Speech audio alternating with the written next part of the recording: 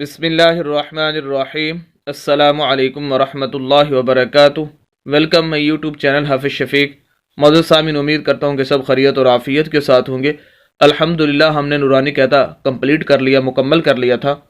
آج اسی نورانی قاعدے کو ہم چند پارٹس کے اندر آپ حضرات کے سامنے پورے نورانی قاعدے کا خلاصہ ذکر کرنے جا رہے ہیں، تاکہ ایک دفعہ پھر آپ کے ذہنوں کے اندر وہ نورانی قاعدے کی ساری اہم چیزیں ازبر یاد ہو جائیں اور آپ کے ذہنوں کے اندر ایک دفعہ پھر ان تمام چیزوں کی روین ہو جائے، کیونکہ اس کے بعد انشاءاللہ اللہ نے اگر چاہا تو ہم سپارہ 30 پارہ وہ شروع کرنے جا رہے ہیں۔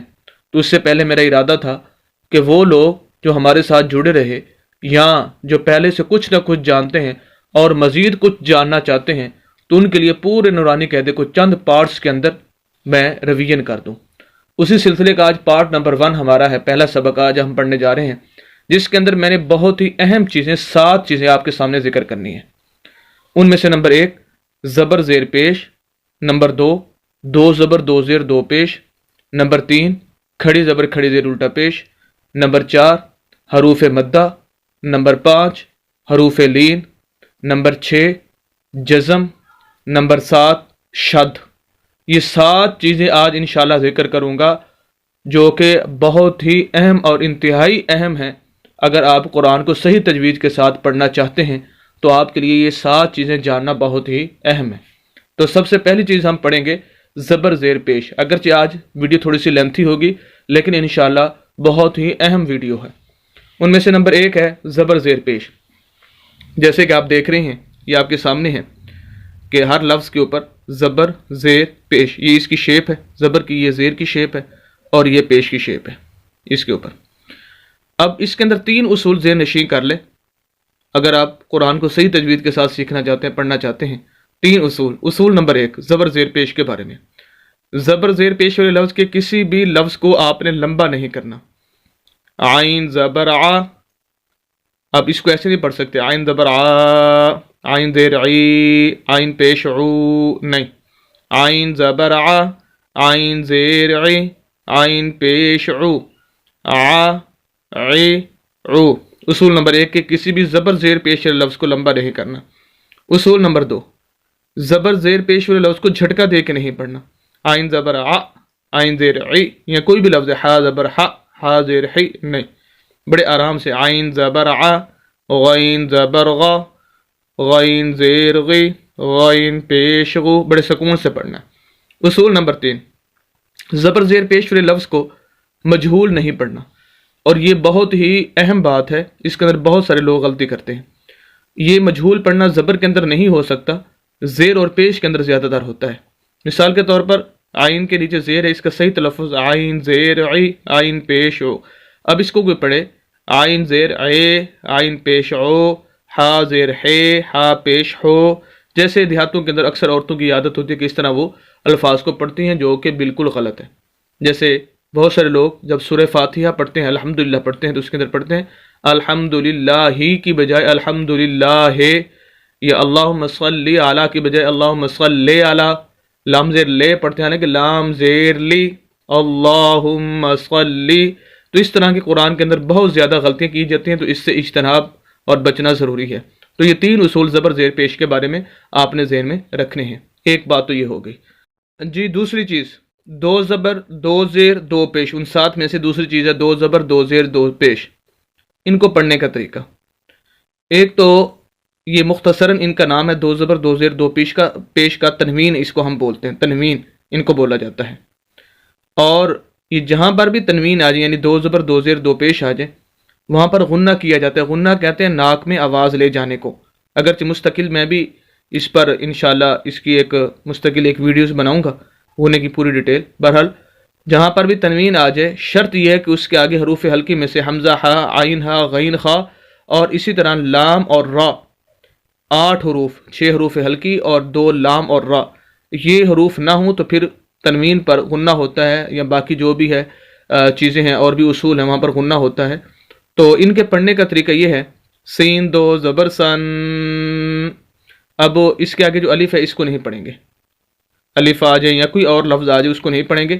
سین 2 زیر سن، سین دو پہ سن، سن، سن، سن۔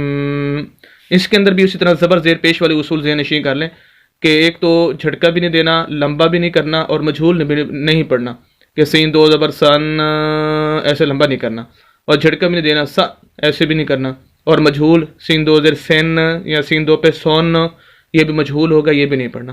تو بڑے آرام سے صاد دو زبر سن، صاد دو زیر سن، صاد دو پہ سن، سن، سن، سن، یہ غنہ کرنا ہے تنوین پر۔ دوسری چیز یہ ہوگی۔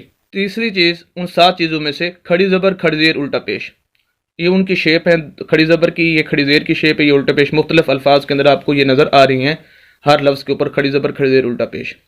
اس کو پڑھنے کا جو طریقہ ہے وہ یہ ہے کہ جس لفظ کے اوپر بھی کھڑی زبر کھڑی زیر الٹا پیش ہے، جس لفظ کو لمبا کرنا ہے، ایک الف کی مقدار ایک الف کے برابر۔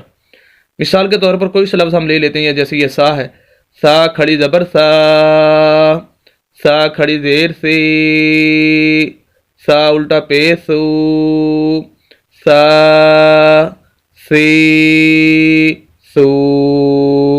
تو ایک الف کی مقدار کھڑی زبر کو، کھڑی زیر کو، الٹا پیش کو لمبا کرنا ہوتا ہے، جس لفظ کے اوپر نیچے آ جائے۔ پورے قرآن کے اندر ایسے ہی ہے، یہ نہیں ہے کہ کہیں لمبا کریں گے اور کہیں لمبا نہیں کریں گے، ایسا نہیں ہوگا۔ سب کا ایک ہی اصول ہے، ایک ہی طریقہ ہے پورے قرآن کے اندر کھڑی زبر کھڑی زیر الٹا پیش کا۔ تو یہ تیسری چیز ہو گئی۔ نمبر 4 7 چیزوں میں سے حروف مدہ۔ حروف مدہ 3 ہیں، الف مدہ، واو مدہ اور یا مدہ۔ الف مدہ کی علامت اور نشانی کیا ہے، واو مدہ کی علامت اور نشانی کیا، اور یا مدہ کی علامت اور نشانی کیا، اور ان کو پڑھنے کا طریقہ کیا ہے۔ سب سے پہلے الف مدہ، ایسا الف جس کے پچھلے لفظ کے اوپر زبر آ جائے۔ پورے قرآن کے اندر جہاں بھی الف خالی ہوگا، شرط یہ ہے کہ الف بالکل خالی ہو، الف خالی ہو، کیونکہ جیسے اس کے اوپر کوئی نیچے چیز آئے گی وہ حمزہ بن جائے گا، الف نہیں کہلائے گا پھر۔ تو ہماری جو شرط ہے وہ یہ ہے کہ الف پچھلے لفظ کے اوپر زبر، یہ الف مدہ کہلائے گا۔ واو ساکن، ساکن کی علامت یہ ہے، انشاءاللہ مستقل ابھی بتاتے ہیں اس کو پڑھنے کا طریقہ۔ تو واو ساکن پچھلے لفظ کے اوپر پیش، پورے قرآن کے اندر جہاں بھی واو ساکن ہوگی یعنی جزم والی ہوگی، سکون والی ہوگی، پچھلے لفظ کے اوپر پیش آ جائے تو اسے واو مدہ بولتے ہیں۔ نمبر 3 یا مدہ، ایسی یا ساکن جس کے پچھلے لفظ کے نیچے زیر آ جائے۔ پورے قرآن کے اندر جہاں بھی یا ساکن پچھلے لفظ کے نیچے زیر آئے گی تو اسے یا مدہ کہیں گے۔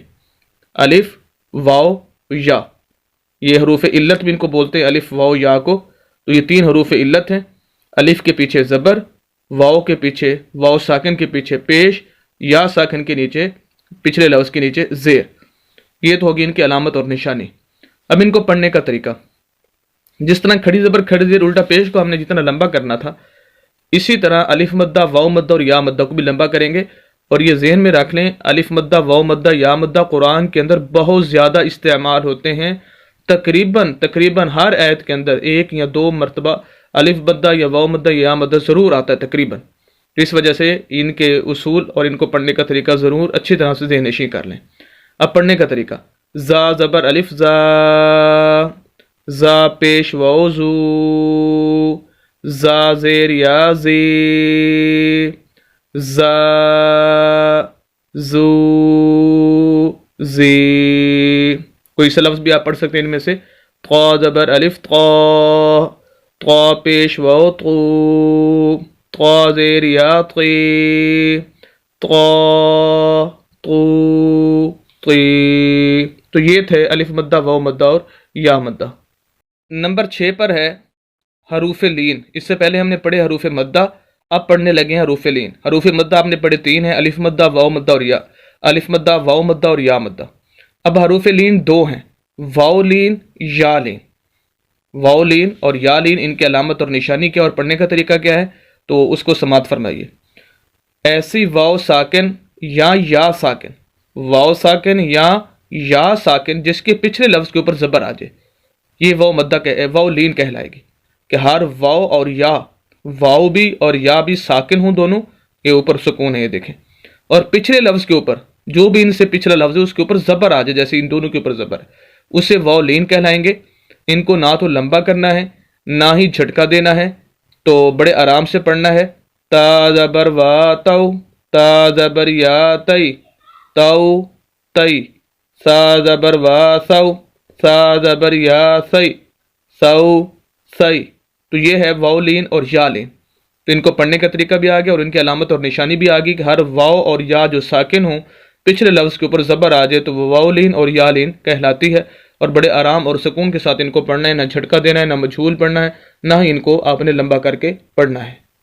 نمبر 6، اس سے پہلے میرے خیال میں نمبر 6 کہہ گیا تھا لیکن وہ نمبر 5 تھا. یہ سکون، اسے نمبر 6 کا نام دیا جا رہا ہے، یہ نمبر 6 ہے ہماری. تو بہرحال یہ نمبر 6 پر ہے سکون. یہ ہے سکون، اس کا نام جزم بھی ہے، اس کا نام سکون بھی ہے. جس لفظ کے اوپر آج اس لفظ کو ساکن کہتے ہیں یہ اس کی علامت ہے، جزم سکون. تو جس لفظ کے اوپر آج وہ لفظ ساکن کہلاتا ہے. اس کو پڑھنے کا طریقہ یہ ہے کہ یہ لفظ، جس لفظ کے اوپر یہ علامت اور نشانی آ جائے وہ لفظ خود بخود نہیں پڑھا جاتا، کیونکہ یہ ہے اس سکون سے ساکن سے ایک جگہ پر ٹھہری ہوئی ہے، اس کے اندر بالکل حرکت نہیں ہے. اب صاف ظاہر اس کو پڑھنا تو ہے کیونکہ یہ لفظ ہے ایک، تو اس کے لیے ضروری ہے کہ پچھلے لفظ کو ہم اس کے ساتھ ملائیں گے تب اس کے اندر حرکت آئے گی.